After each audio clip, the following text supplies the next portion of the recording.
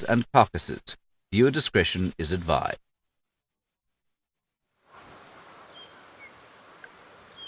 Welcome to a wonderful, windy Djuma private game reserve here in South Africa. We are surrounded by a pride of lions. This is Safari Live.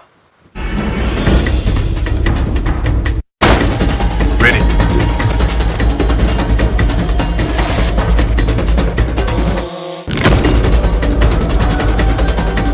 Standing by.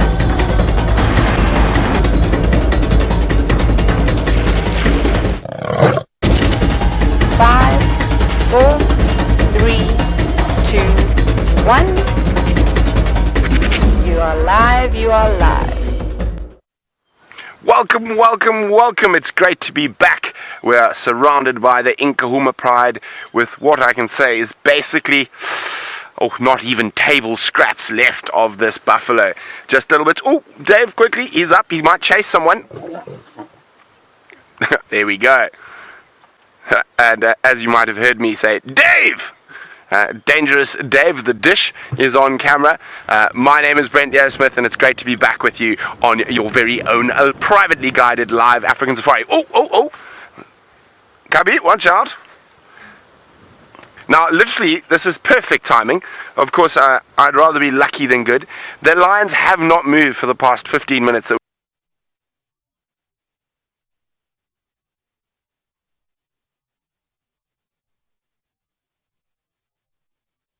We've been sitting here, and as you've come to join us, they've got up to mischief. And as I said, there's basically little table scraps left of that buffalo. You can see some skin, bone there, and not much to fight over. But you know, one as a male lion, one must assert one's dominance. There we go. Let's scent mark. I gave a good growl, a good account of myself. I'm beating up a cub and a female. Now, it looks like Tinyo, and he's still, he's relatively well fed, not too well fed. There you go, you can see, he loves a good gory scratch. They are absolutely magnificent creatures. There is something just so primal and powerful about a big, beastly African male lion. Ooh, lioness is coming back in. Oh, little growl sends her a scattering.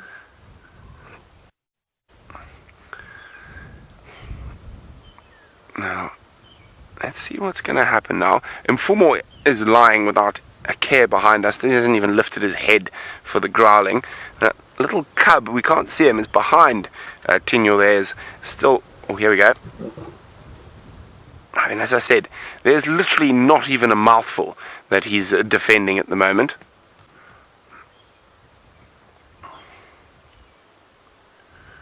Now, it's difficult to see. I haven't seen all of the lionesses. I heard one lioness was off to the north of us. There we go. Scent mark again. So I have seen 4 lionesses. I haven't managed to see the cubs. They're quite spread out through this quarry thicket.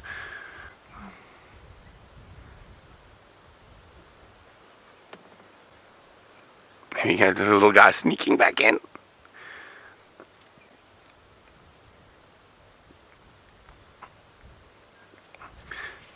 Now, what a wonderful way to start this evening's sunset safari.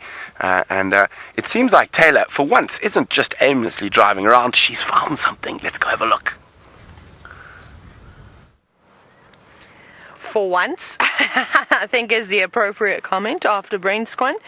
Now, this is young Xongile sitting up on a termite mound, and not far from when we last saw her as she moved from mound to mound. Now, my name is Taylor McCurdy, and on camera with me this afternoon is Brian and the Thumb. I don't even know who the Thumb is. A lifeguard. Lifeguard Thumb.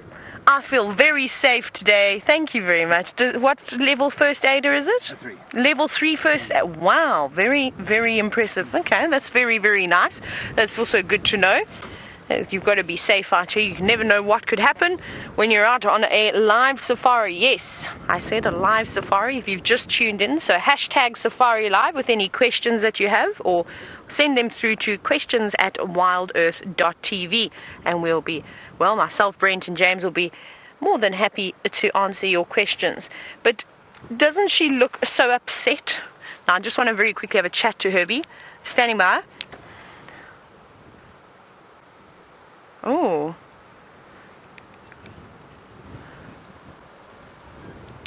Okay, copy that.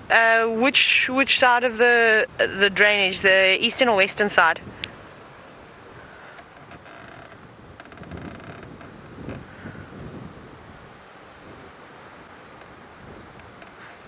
I'm just listening to Herbert again.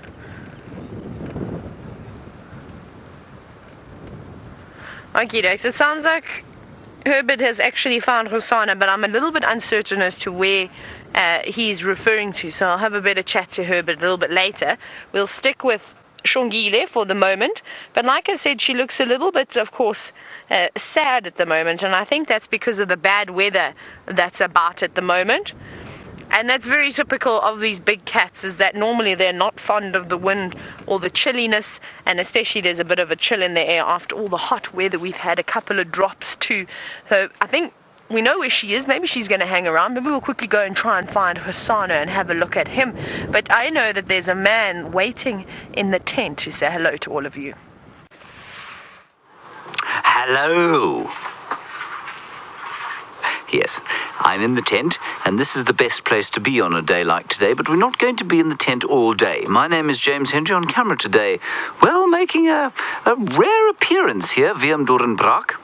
That is Willem's unusually long thumb for a man of his stature. We're both of about 5'8". Willem's thumb is about 8 inches long. It's quite impressive.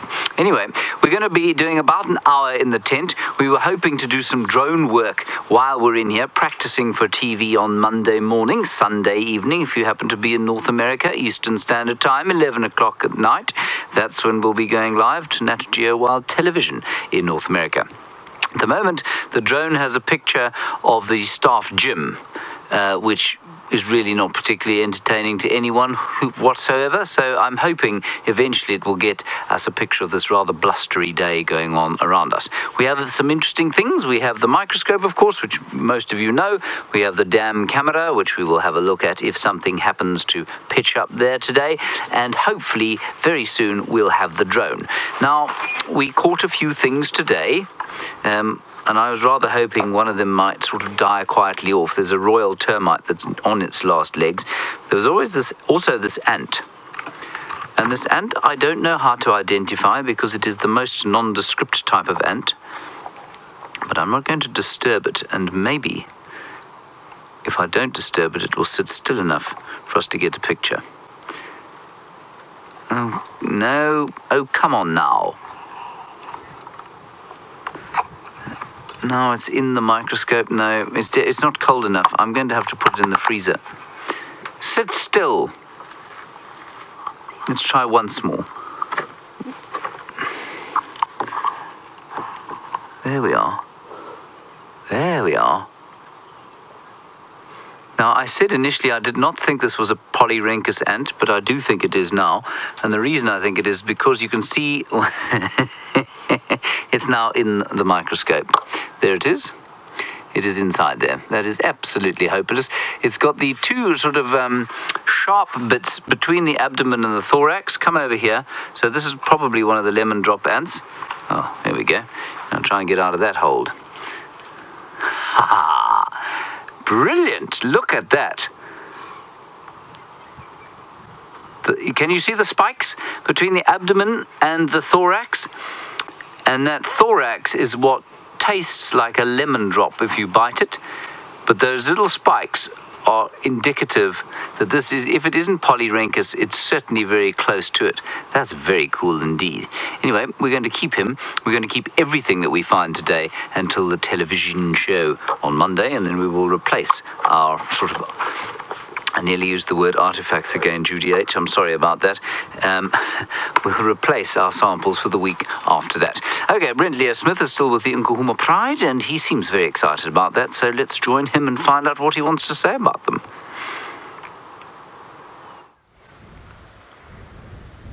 I'm always excited to be with the magnificence that is as lions, as smelly as they are. Fortunately for us today, the wind is in our favour, taking their foul stench to the west.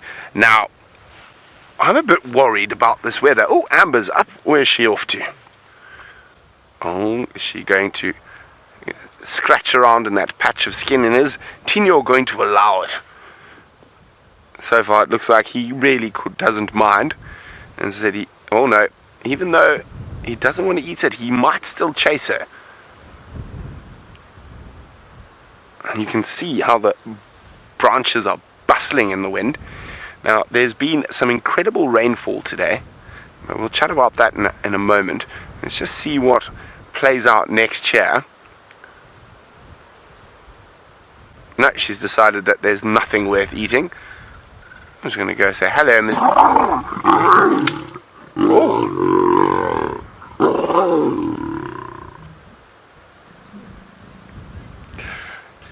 That was very interesting because she came round to just literally do that face greeting, and I don't know whether she caught him by surprise, but that turned very aggressive very quickly. Now see the submissive posture she's immediately taken after giving him a good smack. Oh, poof. Yes, do you have blood in your nose after that, mister? Wow, that was incredible. That's this amazing thing. You literally never know what's going to happen. 9 times out of 10, when a lioness walks up to the male and touches like that, he might lift his lip and growl a little bit, but to have that intense reaction. Now, I'm theorizing here that probably that intense reaction is because, yes, he is now watching Mfumo. The authority is lying not too far away. And of course these two like to box quite a bit, and there he is, and he could be, Tino could be sort of on or be super sensitive or slightly more aggressive. His testosterone could be up because of the presence of another male lion here.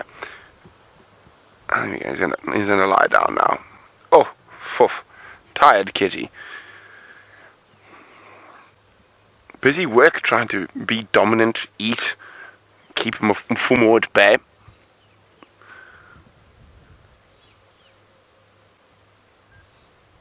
Wow, that was pretty awesome. The sounds, as I said, there's something primal about when you're with lions, especially when they get that aggression, that sort of growl that chills you to your spine.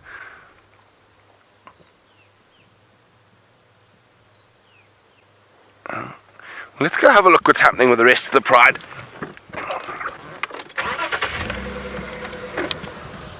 Well, what a welcome back so far.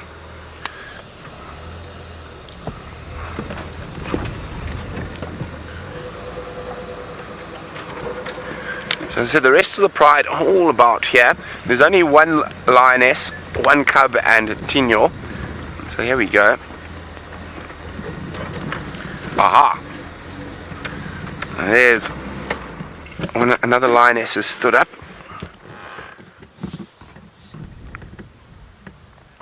There she is, looking quite nice and fat, but not nearly as fat as that cub in the foreground. Look at that belly. Oh, that is an obese cub. That cub could not put any more buffalo in its belly if it wanted to. Hi, Jack. Jack is wondering how many males are normally in a pride of this size. Well, it completely depends, Jack. So what happens in this part of South Africa, we have a lot of what we call coalitions.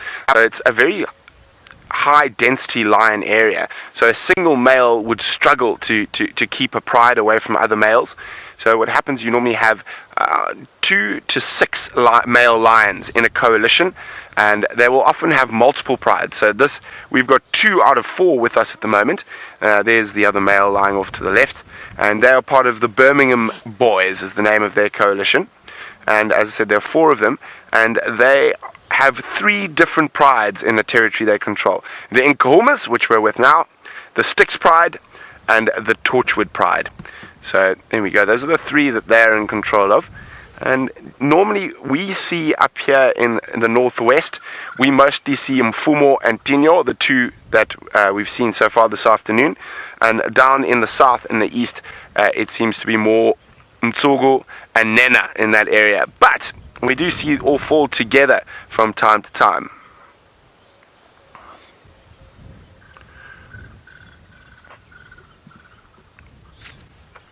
Now it seems like everything's settled a little bit here. Oh, Amber Eyes is on her way up. I just want to get us into a spot where we can see her coming.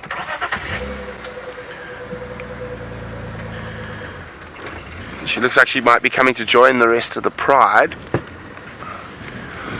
I'm just going to get round the back so we've got a nice open view. Or she flopped down before getting there? No, there she comes.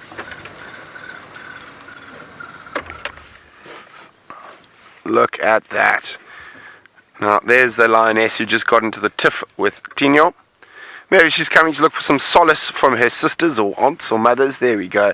See, now there she's doing the exact same thing, that head rub, which is a very common lion greeting. And it's unusual to see a male react so negatively to that.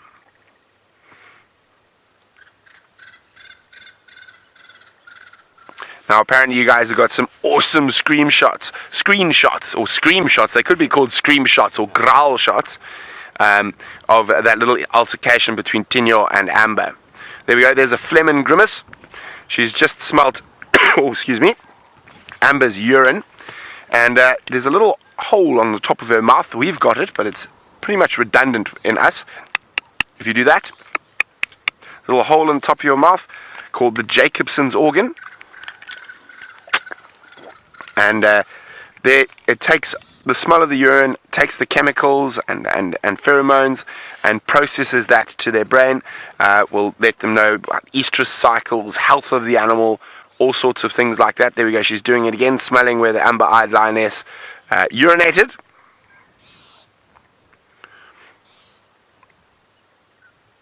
Taking that scent over the Jacobson's organ. They always look quite funny when they do that. And here comes Amber back again to say hello. Can you hear there are some low contact calls amongst them? It's very, very common lion behavior. Fiona is wondering if things have got more aggressive between the lion and the lioness. Could he have fatally injured her? There is always that possibility. But that was pretty normal aggression to see between lions around a kill site, or males and females. As I said, just the beginning of it was quite unusual because she just came in for sort of a head nudge, a hello, and he took to it quite badly. And there's another lioness, the last lioness who was feeding. She's also coming back. You can just make her out through the quarries. Here we go, there she's stepping through.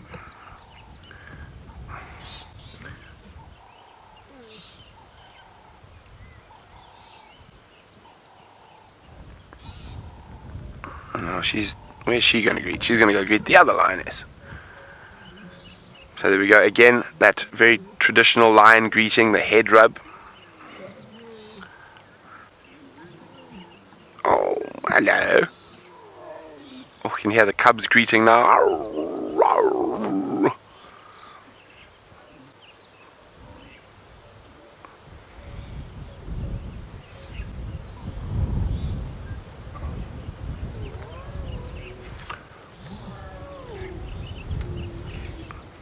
Now, I mean, they look like they're reasonably well fed. The cubs look very well fed, but some of the lionesses might be ready to hunt again. Play with me, Mom.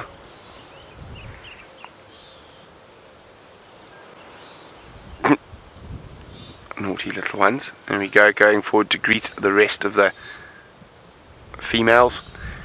Now, of course, this is cold, windy weather. There's always a possibility that these lions might get up, get on the move. They might head somewhere close by to a waterhole for a drink. They might even go hunting. And they do enjoy this cool weather. And we're on a live safari, so you literally never know what's going to happen next. Oh, look at this, all this wonderful greeting. All those wonderful noises. So if you want to see what happens next with the incredible Nkuhuma pride, stay tuned after the break.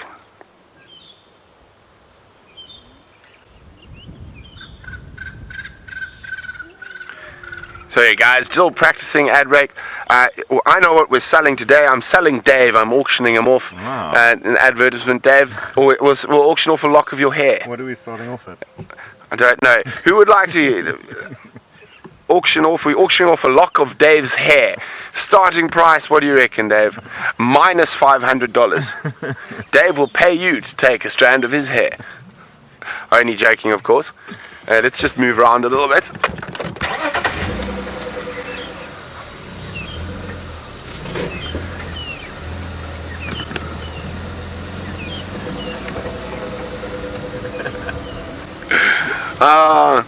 Safari Dean says, every time I go on a break I seem to lose some hair. Any more holidays and I'll end up looking like James or Steph. Well, there's actually quite a funny story to why this is. Sorry, I'm going to have to be careful because there's a microphone in here. So there we go. It's quite short. So it needed a bit of a trim. But us being us here in the camp, I decided that, you know, paying people for haircuts is just a ridiculous notion. So I basically pulled it into a big ponytail, and Kirsten just chopped it. And then Connor took a chop, and we made such a mess that I actually had to go into town so they could try and fix the mess that we made. Oopsie, there goes my microphone. Let me put it back. But yeah, that is why the hair got shorter and shorter over a very quick period. It was to try and fix the hatchet job that Kirsten, Connor and myself did on my own hair. Jamie just sort of looked and went. Yeah, Kirsten says I'm welcome for the hatchet job. I think I should bill her for my haircut. Now, everything is calming down. As I said, there's absolutely nothing left. Ooh. Yeah, Tinyo's up. If he comes through here, we might get a reaction out of him. Fumo. Everyone ready? Fumo hasn't spotted him just yet.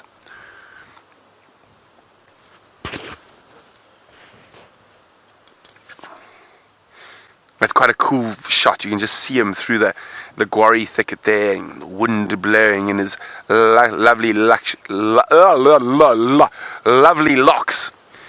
Oh, and we're starting to get a little bit of drizzle at the moment. Very, very light. But as some of you know, my little brother works at a safari lodge in the Sabi Sands down to the south, called Sabi, and they had incredible rain this morning. I think we just want to see what this happens between these two males.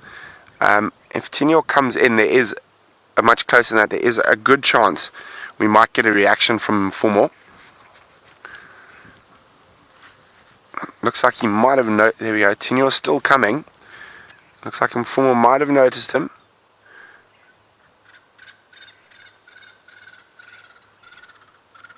And it is incredible to watch these male lions just absolutely exercise that incredible power when they do fight.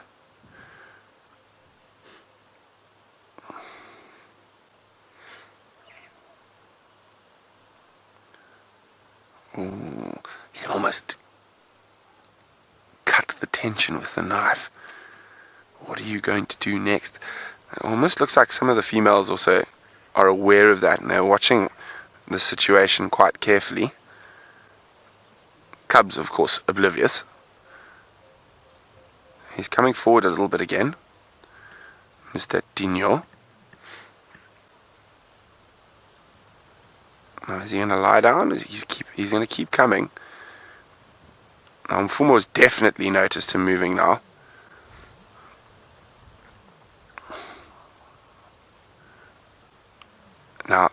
Oh, a lioness going to him might also prompt some action from the other male.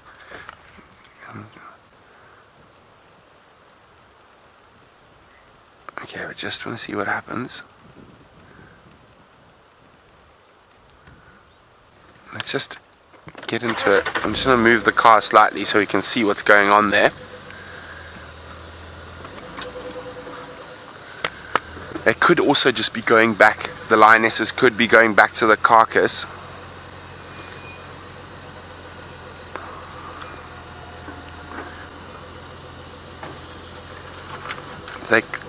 There we go.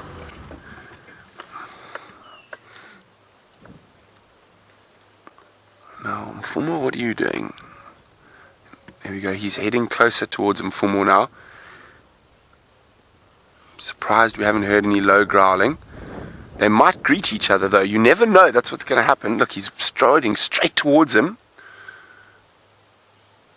Oh no, they're going to be loving today. They're not going to box today. Now, it is incredible because sometimes that little walking up towards him, would have caused a fight almost immediately. So obviously there's probably no females that are on estrus. There's no meat left to fight about, so they'll be the best of buds. Now that is also very common with male lions. And Amelia was wondering, even if they're brothers, will they fight? Well, yes, Amelia, but they're not necessarily brothers, though, but we can discuss that a little bit later. But male lions, even if they're related or part of the same coalition, will fight over resources, specifically food and females. But we'll discuss that in a bit more depth a little later. So while we sit next to the incredible Nkuhumas, plus Dinyo and Mfumo, let's go see what James is up to in his tent. I'm not in my tent. I'm outside of my tent, but I was hiding underneath the silver cluster leaf tree because it seems to be about to rain. There's quite a lot of low-hanging cloud coming through, a bit of spittle, which is a bit disappointing because we won't be able to walk at all if there is some rain. Now, what I wanted to show you was the access point to the vomeronasal organ. This is the skull of a wild dog, and actually looked very similar to the skull of a domestic dog. The people who gave it to us swear blind that it is a wild dog. It could be a Labrador, not sure. Anyway, when we open it up, and I mean, if you've got a particularly pliant dog and perhaps an old one that doesn't have very sharp teeth, you can go and do this and just prod around in the top of the palate.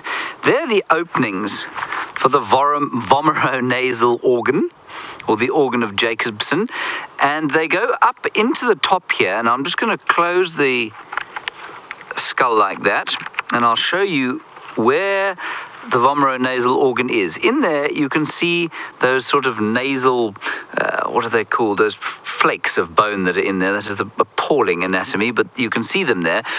Underneath them there's a space there for a sort of flat pancake-like organ to have slotted on two sides, on either side of the nasal septum. The nasal septum is the cartilage that would have gone in there, and on either side of that there's a space for two sort of flat, not quite pancake, I suppose, sort of flat sausage shaped things that would have gone lengthways into the back of the nose. That is the vomeronasal organ. So what the animal does is it sticks its tongue out, tastes the urine, and then it touches, by opening up, by doing the like that, it opens up the tract to the vomeronasal organ, pushes the tongue onto that, and that then interprets the pheromones and sends them via the nerve to the olfactory sensory part of the brain. So that actually doesn't do any of the interpretation, but it's like I suppose it's like a receiving point, and then that receiving point sends a message up to the brain where it's decoded, and what happens is the animal then finds out if the object of its affection is willing to mate or not. Well, that's the first step, really. It tells him whether she is prepared to mate, perhaps with a bit of help and cajolement. So that's basically how the vomeronasal organ works. I quite like saying vomeronasal more than I do organ of Jacobson. And the other obvious one that has these are reptiles. All reptiles have got them. And when they stick their forked tongues out of their mouths, when they pull them back in, the first thing they do is then push them up into the two slots. The two forks of the tongue go back into the mouth, get pushed up into the two little slots in the top of the skull, and that gets interpreted by the vomeronasal organ. So that is the vomeronasal organ. Let's see if I can say vomeronasal organ as many times as I said niche vomeronasal organ. There we are. Okay, that was the wild dog. Then I had something of vital importance to tell you. Oh yes, I remember now.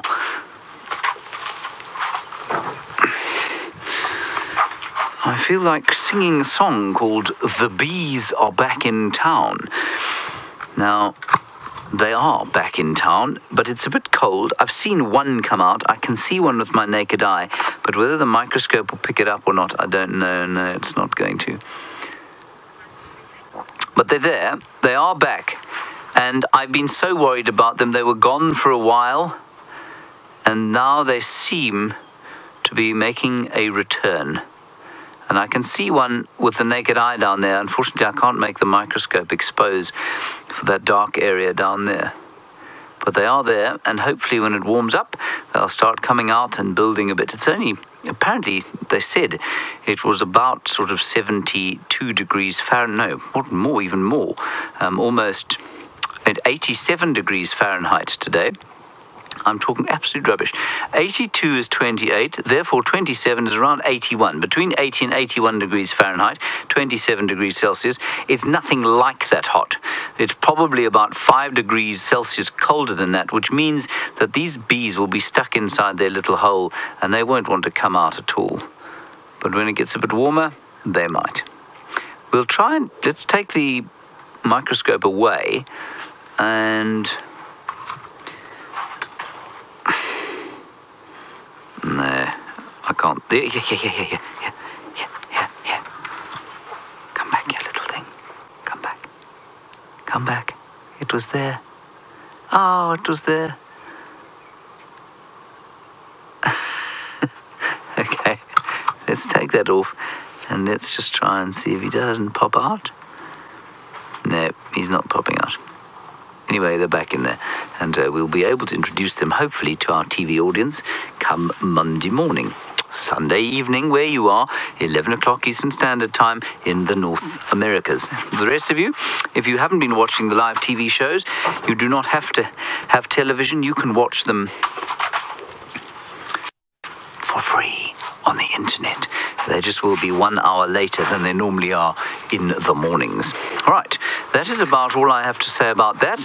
Then we do have a couple of flowers and things over here. And do we have an update on the drone, perhaps? Okay, we're just trying to sort out a million things, apparently. So while we sort out a million things, let's have a look at this flower. This is Commelina africana, one of the wandering Jews. I filmed it this morning on my own. It was very blurry, sadly. And what we'll do is have a look at whatever this thing is on the leaf.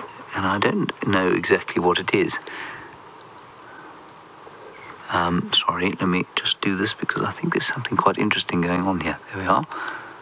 No, James. Complete imbecile. There we go. What is that? There is something living inside this leaf. And I don't know what it is. It could be a little Commelina seed that's got stuck there. I'm just going to... Let's come back to this side. And let me open this leaf up and see if we can't find out what it is.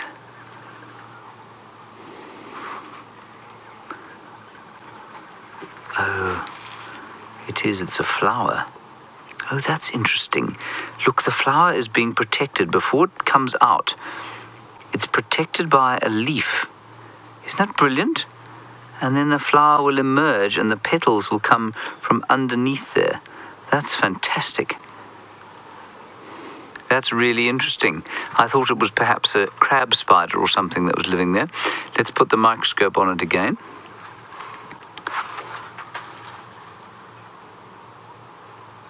Brilliant.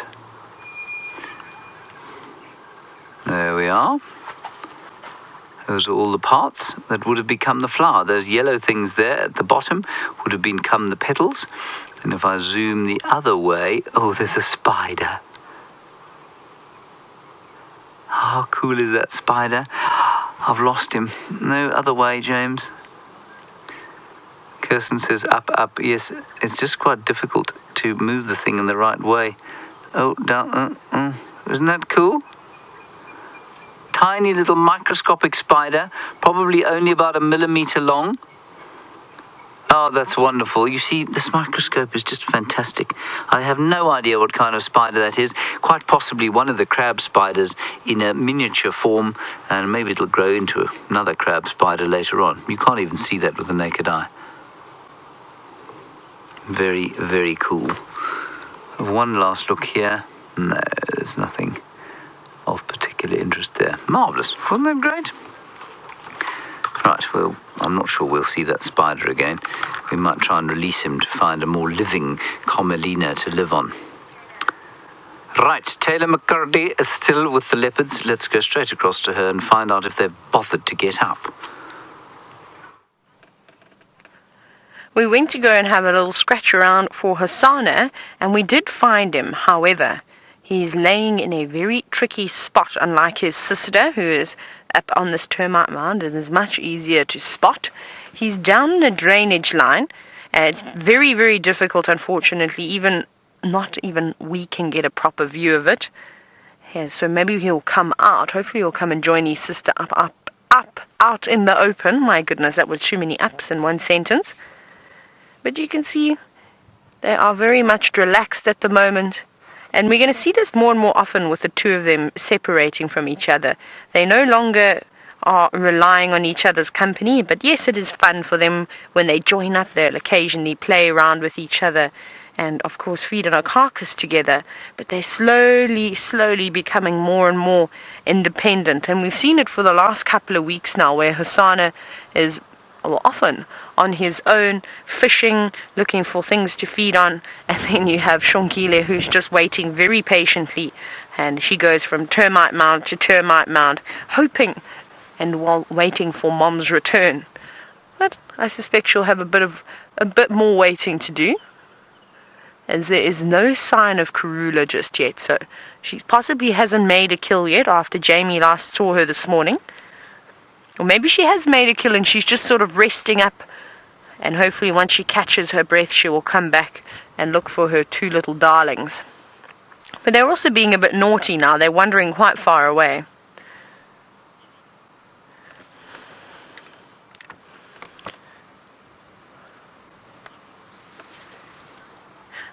There we go. Now Chase, hello to you, and I hope you're enjoying watching this afternoon.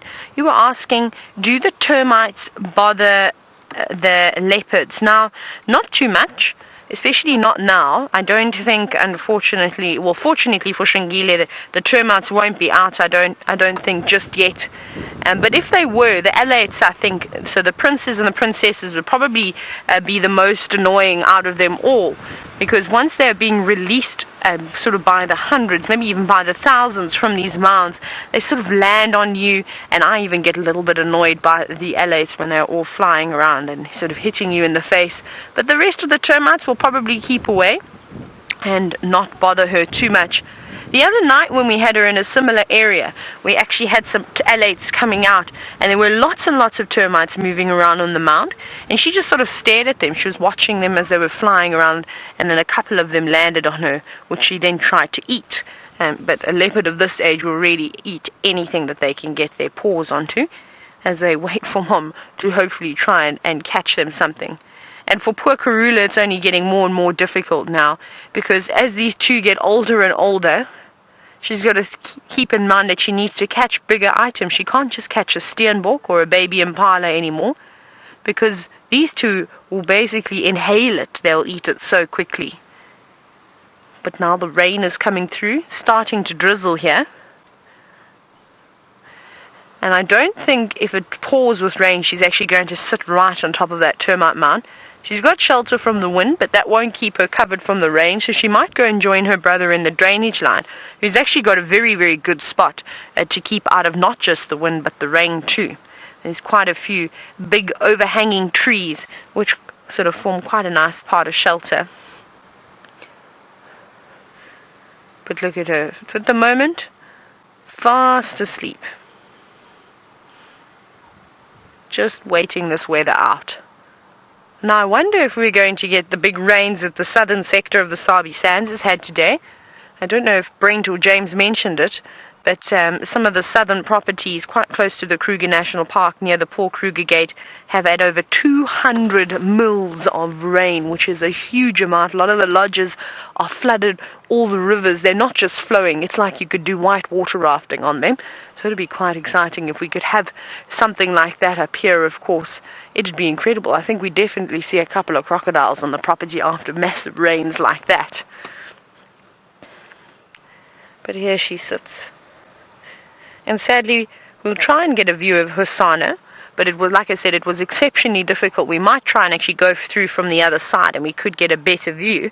But I think we're going to have to leave Xongile in the next couple of minutes, just because I have heard the radio going quite a bit. I think Aubrey, thankfully, has taken over the sighting. And I know there were a couple of lads who are also out and about who want to come through and show their guests these beautiful cats.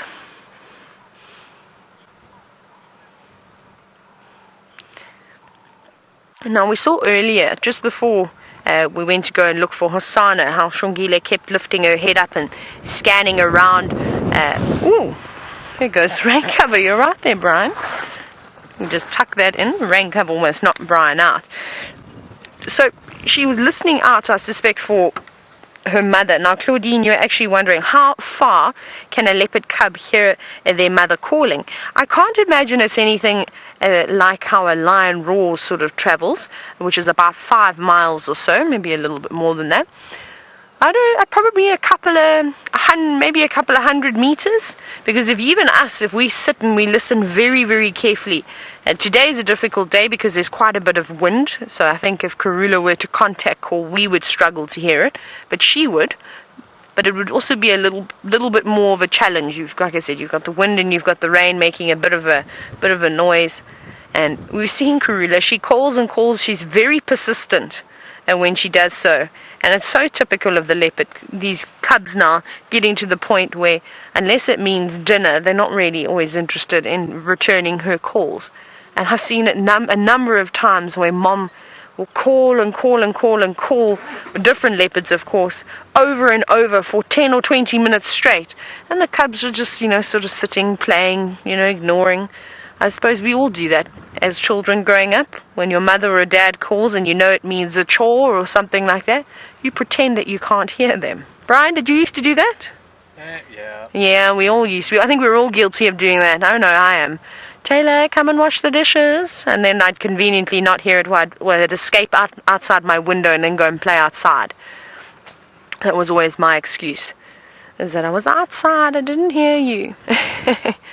But I think Xongile will be happy to see Mom, because I think she's a little bit on the hungry side. We haven't had a chance to see her belly just yet, because she's so tucked away up on the top of this termite mound. And I know then they caught a baby impala yesterday, but I don't know if Xongile got an opportunity to feast upon it. Oh, here comes the rain now. The drizzle, it's really turning into a drizzle. A miserable drizzle. But not a care in the world just yet. And I'm sure she's happy that she's not having to twitch her ears and swat her tail today. This cool weather, maybe except with Brent at those lions. I suspect there could still be a couple of flies buzzing around that buffalo carcass.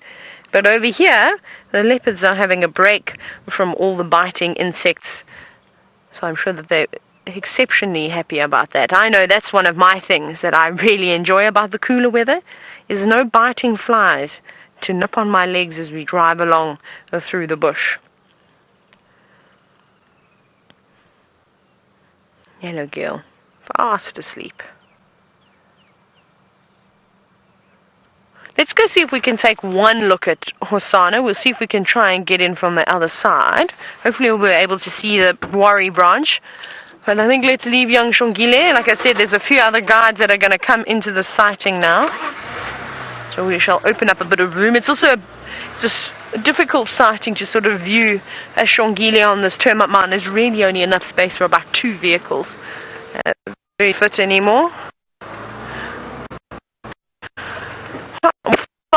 We're just going to drive down the road, so I'm sure we'll just see you in a moment. But for the meantime, let's head back across to James in the tent.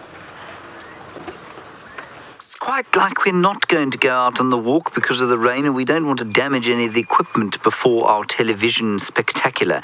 Now, before I show you what I have in my hand, he says conspiratorially, I must just say that I read an article sent through on Twitter by one of our viewers, so whoever you were, thank you very much. I'm afraid I've forgotten who it was, about zebra stripes.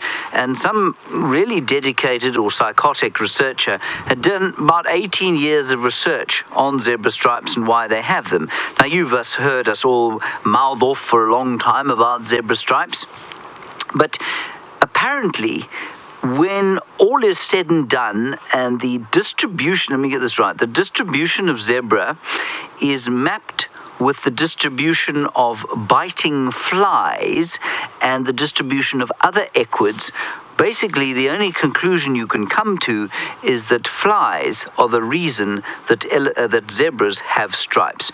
Biting flies seem not to like the black and white stripes. No idea why that is, but apparently if you do a GIS mapping of where they occur, where all the other wild equids in the world occur, and with the biting flies, it's almost certain that the stripes on a zebra have evolved to avoid them being bitten by biting flies. If only Taylor had stripes all over herself, she too could avoid biting flies. I'm going to suggest very strongly to her that she paints her body black and white and see if that doesn't help her with the scourge of the biting fly.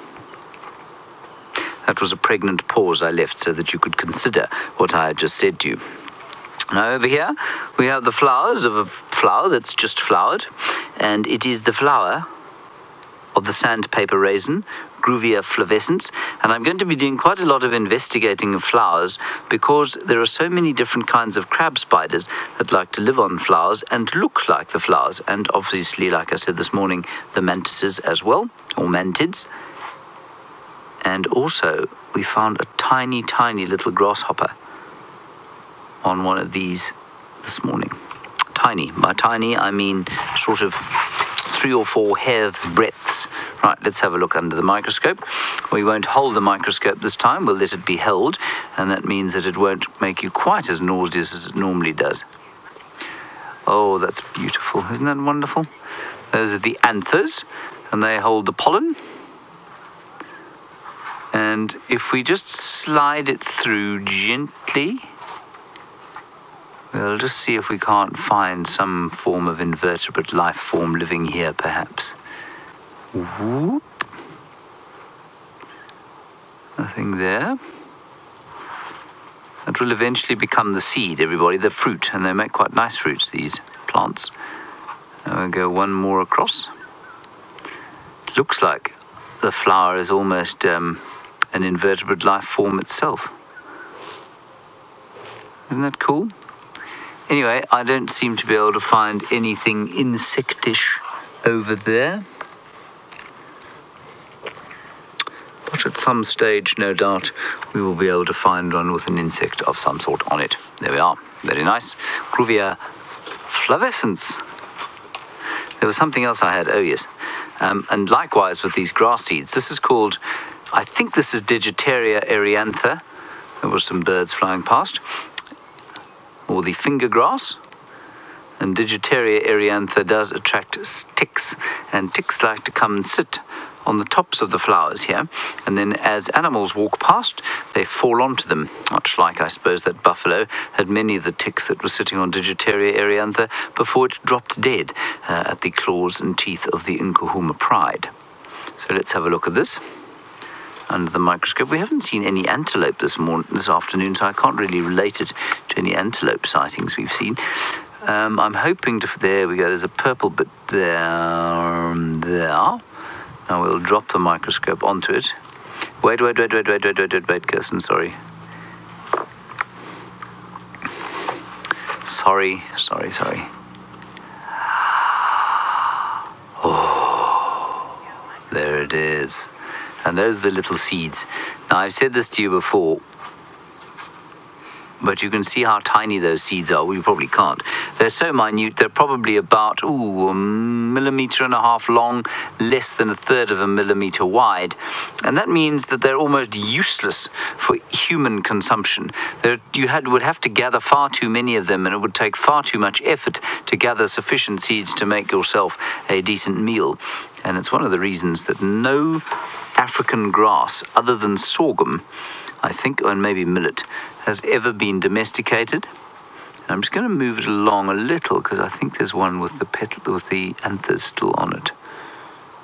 Here we go. There they are. How cool is that? I've told this story before as well. Let's just watch that for a while because there is some spider's web there, and maybe a spider's going to pop out. I told a story a while back, but when I was a young student and I was... why was I in the place where he was? I don't remember. Anyway, I was sent across to this chap's house, and his name was Ian Gardner. I remembered his name now. I remember the last time I told the story, I couldn't remember his name. And Ian Gardner lived in a place called Kloof, and Kloof is just outside Durban, and it's a very well-watered, kind of beautiful spot. And he used to grow grasses in his garden because he thought flowers were for the birds. And he used to have grasses like this, and it was him that got me interested in looking at the flowers of these grasses because they really are very beautiful indeed. Let's just slide it along a little bit more. See if we can't find maybe a spider or something like that. And there are the anthers. So much the same way as the Gruvia flavescens had anthers that had pollen on it. There are the anthers for this, and I think they've lost their pollen. And the pollen would then be caught by the purple, see the purple bits there? The pollen would be caught by the purple bits on the other Digitaria plants, and then a seed would form. And I suspect that that purple color is there to attract the pollinators, whatever they might be. Probably ticks. Good. Very nice. That is Digitariantha, the finger grass. Very nice. James, here's another remarkable question from you.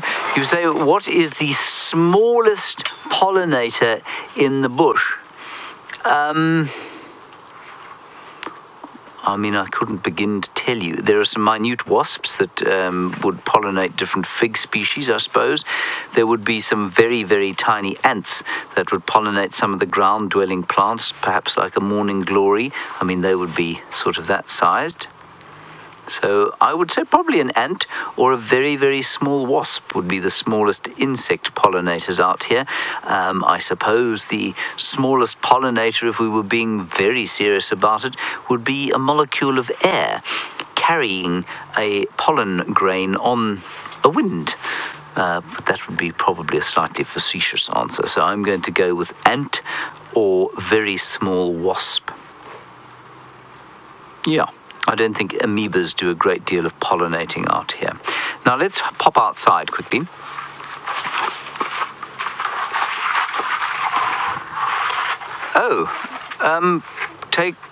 Take chess? Take a chair. A Twitter handle, take a chair. What?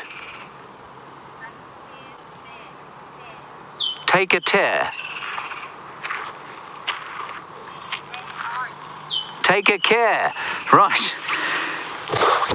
I do apologize. Take a care. I couldn't understand Kirsten briefly there. She is also from Durban, so that's probably why. Right. You want a quick tour in and out of the tent. Okay. Well, let's go through this way. Viam, you go in. I'll go out. I'll meet you around the other side. There's a woodland kingfisher sitting next to the starling nest on the tree outside. Can you see it there, Viam? Can you see it? There it goes. Okay, so, well, outside the tent, of course, we have a great deal of vegetation here, a number of plants where we investigate and fossick for things. Then this is the back of the tent, of course, and this is the shelf of death. We have our insect collection, which we don't use greatly because we discovered that all the insects are rather brittle, but it's very pretty to look at from time to time. We have all of our skulls. I'll just quickly run through them if you like. Springbok, national animal, not found here. Steenbok, red duiker, blue duiker, at least grey duiker, monkey, serval, impala here. Which one is this? That's the wild dog. Leopard, female leopard. Genet, honey badger, civet, jackal. Some form of giraffe bone, I've forgotten which one it is exactly.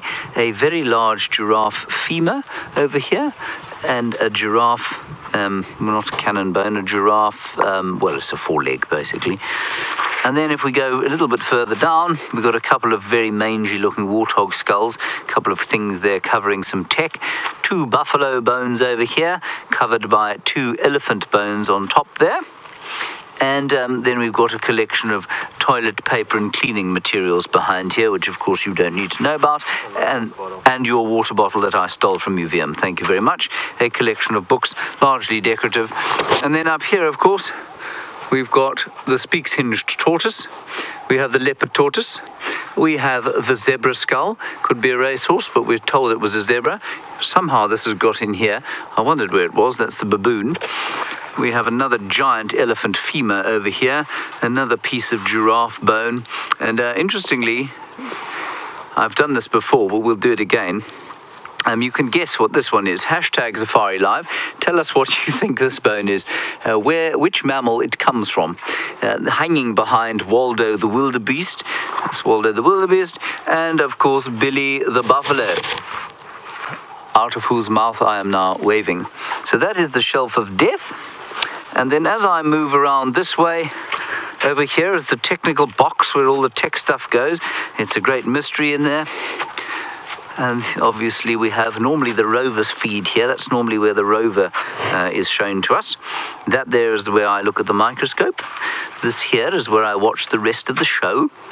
This is the computer, which currently has the damn camera view on it. But sometimes we have a few questions and things on it, and we can watch the GPS where everyone is. And then this is what we call the multi-view, which has got all the feeds all the time. And you can see Taylor racing around the place. I don't know where she's racing. She might just be racing for the sake of it. Good. And that is a tour of the tent, I suppose. It's not very big. Yes, there's some lights as well. Beautiful. Okay, let's head across to Taylor straight away and find out where on earth she's going. Well, that is a very good question that you are asking, because there were reports of course, Xongile, Karula actually crossing. You're going to see Brian very quickly bring a cloth to the camera. He just needs to wipe it away. The rain is now coming down in a thick mist. So basically there was reports of, yes, Karula crossing here at Shabamu Road, but it doesn't look like anything is crossing here, so I suspect that it is somewhere else. But it sounded like she was going south. And if she's crossing into Chitwa, we might be able to go there, but we'll go down and check towards a Cheetah cut line. Oh, wonderful. We're going to go and follow up and see if we can find Karula, but let's go across to Brent, who's got a JAckal.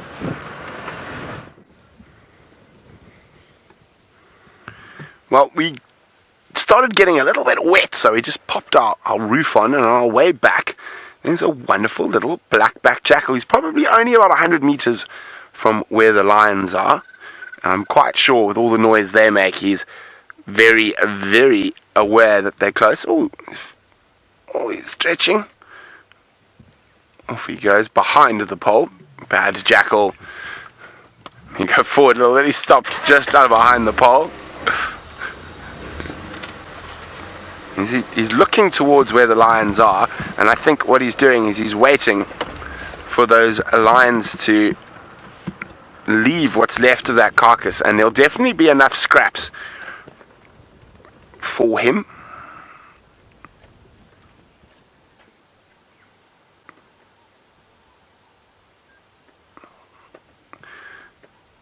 He's jogging down now, slightly towards where the lions are.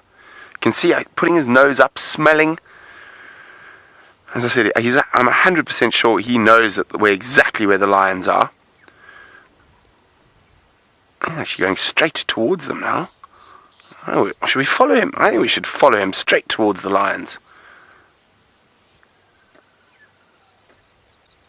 Now he's probably only about 100 feet from the lions, so let's get a bit closer. Now, as I'm sure, I think James has probably mentioned already, and I mentioned that not more than like 20 k's from here, where my little brother works, they had 200 mils of rain this morning. They were in absolute flood. They had to rush vehicles back from the south to make sure the vehicles didn't get stuck on the side of a river where the lodges would not be able to.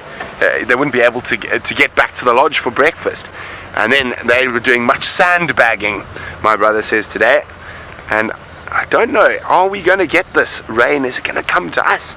We're going to find out in the next little while. It's a double-edged sword when you have that much rain, though. So rain like this, that's sort of soaking rain, is actually very good for the bush and very good for the grass. There's the jackal, is watching the lions and us.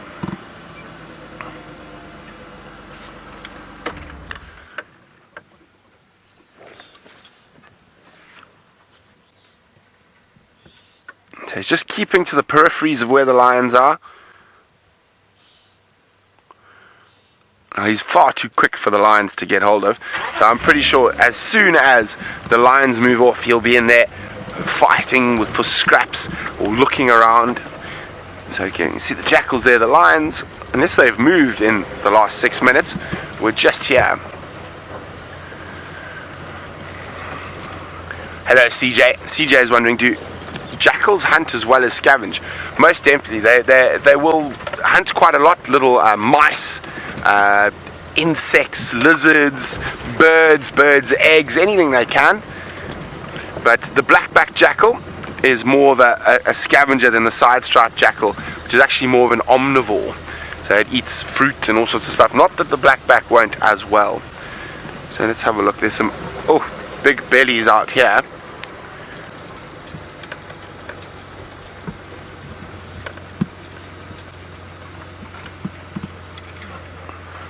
Now Barbara's wondering, will the lions chase the jackal?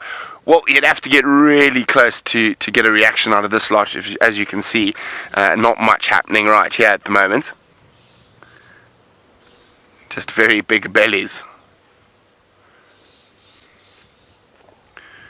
Oh, look at that. Doesn't that look comfortable? That looks like Dave when we have to wake him up for drive in the morning. Eating all Amanda or Happiness's great cooking. No, 5 more minutes, 5 more minutes. Go away.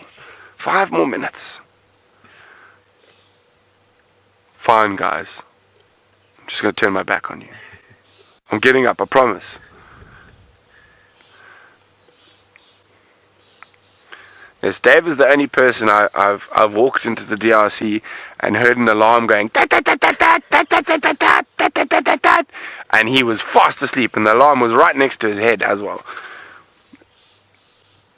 I can still, oh look, there's another one of the cubs doing some claw cleaning on that leftover knobthorn. Connor, who actually used to share with Dave, a room with Dave for a while, says, try living with Dave. Yes. Well, hopefully he's not as smelly as the lions.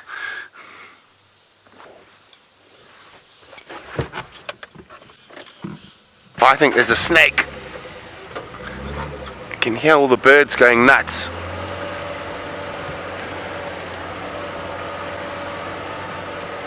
Where? Oh no, they're alarming at the jackal. He's come right in close now. So he's testing the lions. Now there might be a bird's nest close by that jackal might have got close to, that have set off all the starlings and magpie strikes. Oh, here comes the rain. I'm just going to put my back towards the rain, so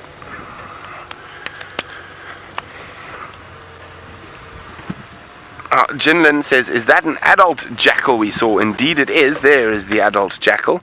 Keeping an eye. Now it's probably much closer to the lions.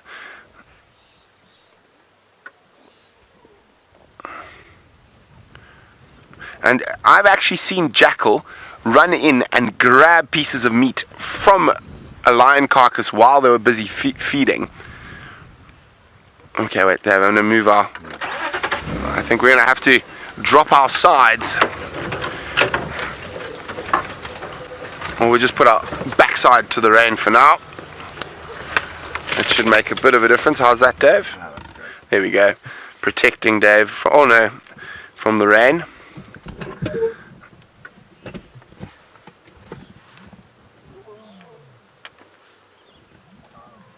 What's he up to? Mom!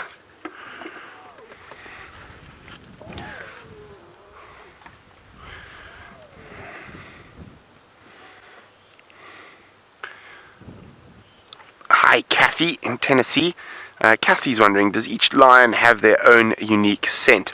I would say almost definitely, Kathy. The same as they will have their own unique roar. Of course, for us, it's almost impossible to distinguish between the scents and sounds of lions. But I think for the lions, it'll be as easy as for us distinguishing between different human beings' voices.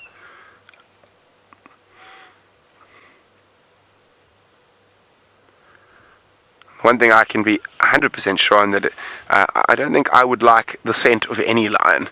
They are not nice smelling creatures.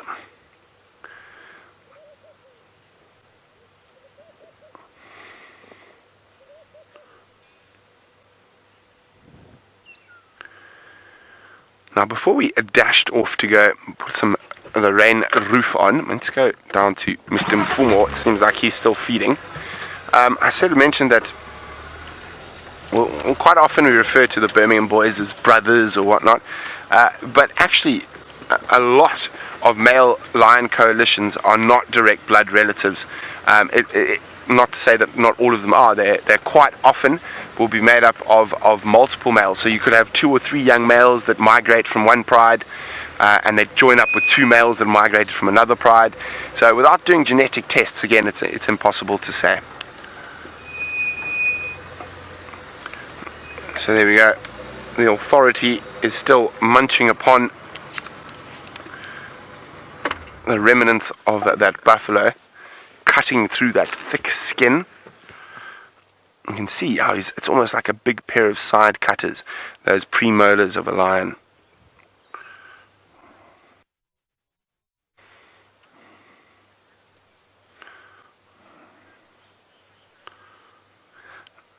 K. Wright is wondering why lions don't eat the skin of an animal. Surely it does have nutritional value.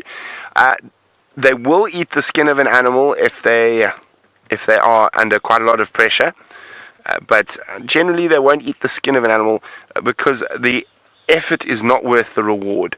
So there's very, very little nutrients in the skin, and it's really tough, and it's hard work to chew, hard work to digest. So that's probably why when lots of food is available, they don't eat the skin. They'll choose to eat all the good bits. A lion's favorite sort of parts generally will be the internal organs initially. So heart, liver, lungs, high in nutrients, high in vitamins, and then after that they'll generally start with the rump and move their way through the rest of the animal. Okay, well, we're going to sit here, see if any more action happens with the Nkuhuma Pride and the Birmingham boys. While we do that, it seems like Taylor has found another member of Africa's Big Five. We're definitely clocking up the mammal species this afternoon. However, this giant that we are looking at in the form of an elephant is one that we're going to have to be very careful of this afternoon, because at the moment it smells like I am sitting in a farmyard at the goat enclosure. This elephant bull is in must. He's got he's got urine all down his back legs, and there is a horrific musty smell coming off of him, which is obviously an indication that he is coming to must, and he'll be searching for some females. But at the moment, he's just taken a break. He seems to be feeding on marula fruits. He's just at the base of a very big marula tree, and I wonder if we're going to see him pushing it with his trunk and with his head to shake all the fruit off of the tree. You'll see he's getting closer and closer, but we need to keep sort of a couple. Oh, I think I just heard some more elephants in the distance. We need to stay a couple of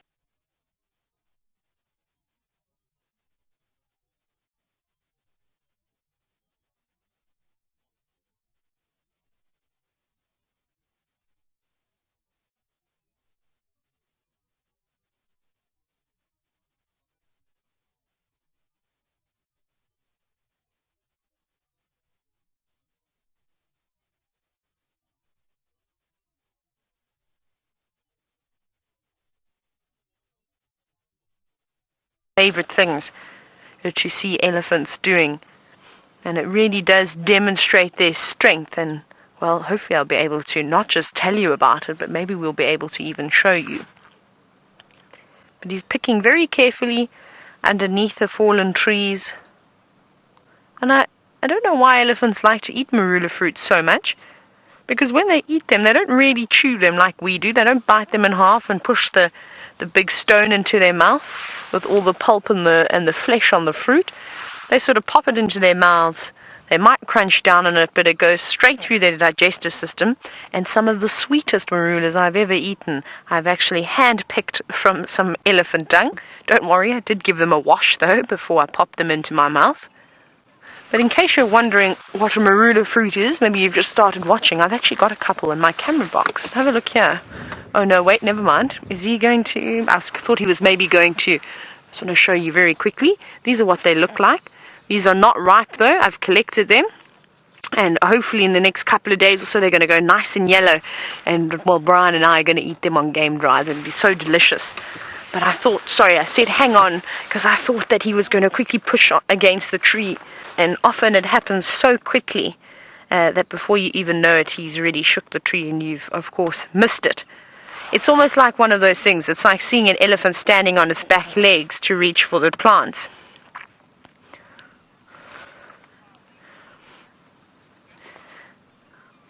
And I really wish one thing that they eventually develop is that people will be able to smell the things that we're smelling out here, because it really is a foul stench at the moment. Now, Nick, you're actually wondering why we're making sure we keep our distance from this elephant bull. Nick, it's because he's in must. So basically he's in an excited state at the moment. His body is pumping full of testosterone, and the only thing on his mind other than eating marula fruits at the moment is the females. And he'll be chasing after breeding herds, searching all the females in and amongst the herd to see if any of them are coming into estrus, and so that he can mate with them. But because he's now in this excited state, he's not as tolerant as what he normally would be. And there's very few things out in the wilderness that will mess with an elephant bull, and he knows that. However, during these couple of weeks every year, unfortunately, they become a little bit more aggressive than normal. Like I said, not as tolerant. So you've got to just make sure you give them space and you watch their behavior very, very carefully. So, for instance, if he comes out onto the road, I'll probably actually move back a little bit. You can see now he's picking up the fruits. Can you see all the fruit in the grass? There they all are, those bright green things. There's one. He's struggling a little bit to pick a couple of them up. Look at that trunk working overtime, searching for all those marulas. Grass or anything else. He's got his sniffer set.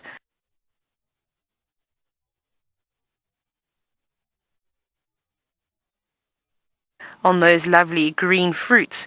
But he's a bit impatient though, because if he'd waited a couple of days, especially now that he's knocked them down onto the ground, like I said, they'll go yellow and then they become really juicy.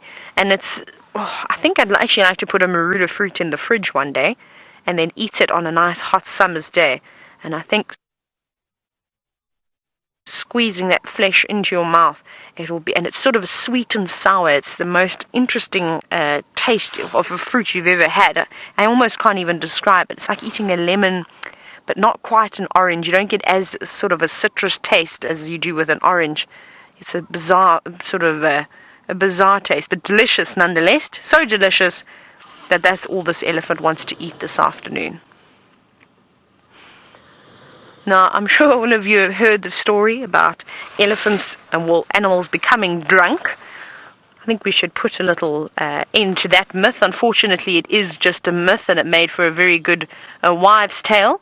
They reckon, though, an elephant will need to eat 100 times its daily requirement of food, just of marulas, in order for it to become intoxicated.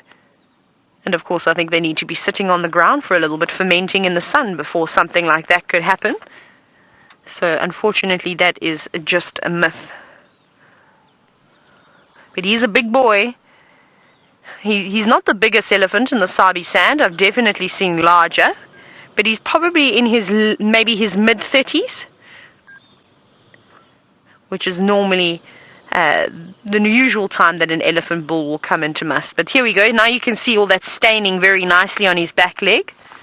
On both back legs, you can see that wet patch, and that's that musty smell that we're getting. It's just the urine. And he can dribble over 300 liters of urine in one day, just while he's in must. Beautiful. But he's actually very relaxed. I'm impressed. Now, Reese, you're actually wondering why do they secrete that fluid? So it's just excess urine and testosterone building up inside of his body. And one way to get rid of it, of course, is by urinating and in the sort of stream of a constant dribble, I suppose you could say. But you can also see when he does turn his head, he's got these little glands just behind his eyes called temporal glands. There we go. And you can see he's secreting from them too. It's actually secreting quite a bit. And you see that with male and female elephants, but it is another sign, of course, that they are coming into must. And what that is, though, that's slightly different from him dribbling urine. Basically, that's an overstimulation of adrenaline. So that normally shows if an animal is stressed, whether they're happy, excited, sad, and all those different emotions. It's obviously difficult to tell straight off the bat, so you have to just sort of work it into the rest of their behavior. You know, are they fairly relaxed with you? Maybe it'll be a cow that's pregnant and it's putting a lot of stress on her body. It can be to environmental conditions. It can be to a number of different things. But it is also one of the things that are associated with bulls in must. So he's exceptionally excited at the moment.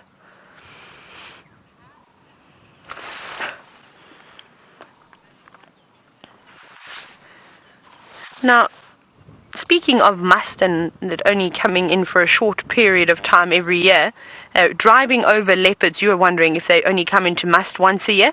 It depends, I suppose, on the area and how many big bulls are there. If there are a lot of really and exceptionally large bulls, then typically they'll only come into must once a year. Normally once they reach the age of about 30 years old. However, they can come into must earlier if there are no other bigger bulls around to sort of control them. Then they might sneak into must. And I reckon that if there's, like I said, they could probably come into maybe more than once a year. But typically, just once. But look at him. Come on. He's not really focusing on using his eyesight at all to find these marula fruits. He's really just sniffing on the ground. Isn't this just incredible? And that is working overtime. Well, I don't think if I had to put my nose on the ground, I'd be able to smell a marula unless it was about a centimetre away from my face, because it does smell like I said, the taste is very sort of citrusy, but more on the lemon side of things. And you can sort of smell that as well. But it needs to be very close.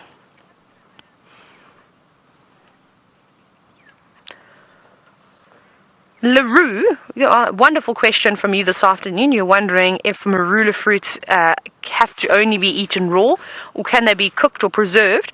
Now, these fruits are incredible.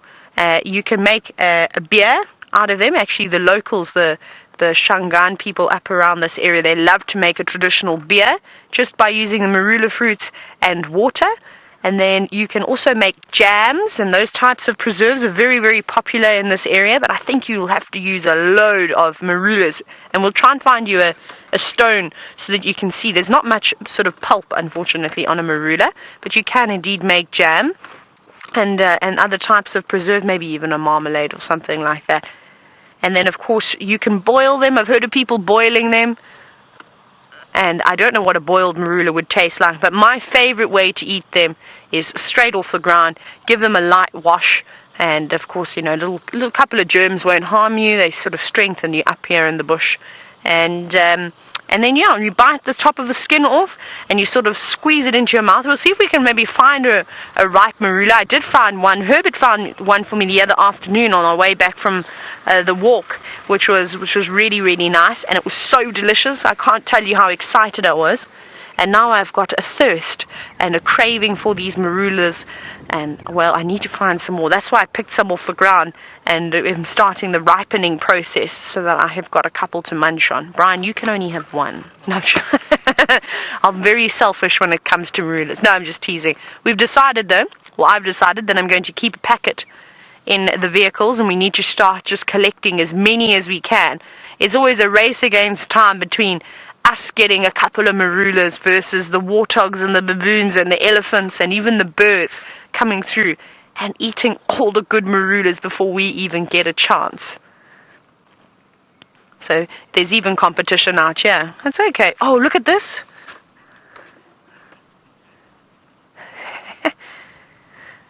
You see how I want to go forward actually a little bit. Sorry, but I'm going to, just so we can get a better view of him pushing this tree. There we go. Is that alright, Brian? That's better. Look at him nice. Yeah, he's wrapped his trunk around. He's sort of snaked it around the trunk of the tree.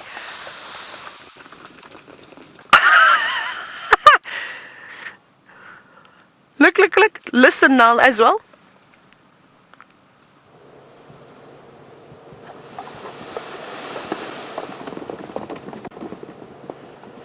You wouldn't want to be standing under that tree when he does something like that, because all those little marulas falling on your head would probably be enough to give you a headache. And also, if you thought that climbing a tree to get away from an elephant would be a good idea, you can now see that not only can they push them over, but they could probably just shake you out of the tree until you fall down. That is incredible. And this is a small marula too. I've seen them shaking trees that have almost got triple the thickness of the trunk of this marula tree and still being able to move it as much as he did. I don't think he put too much effort in that. That was so cool to see.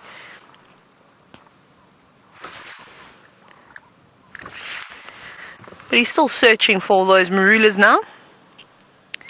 Now, Phil in Kentucky, you're wondering how much amarula it would take to get, how much amarula would it take to get an elephant drunk? Now, if you don't know what amarula is a cream-based liqueur, I suppose, that is made from the marula fruits. It's very similar to Bailey's, if that's, maybe you know what that is. It is wonderful. You can have it on ice, you can have it on your ice cream, you can have it in a milkshake or on pancakes. It's used for a number of different things in South Africa.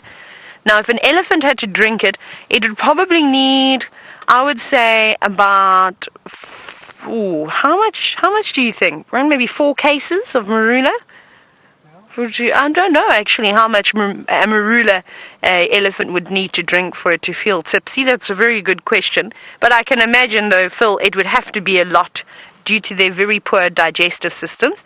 As most of you know, especially the viewers who've been watching for the last couple of years, you should know very, very well that elephants, of course, don't have the greatest digestive systems. Now, I have a question for you who have just started watching. Perhaps this is your first time on a live safari and you've never heard any of these things that I'm talking about. So I have a question for you, and the question is, how much percentage, and this is without trying to interweb it and find the answer, you just got to guess, how much food, no, that's a lie, that's not what I was going to ask you. Let's try this a third time. How much does an elephant digest of its food? We'll go with a percentage.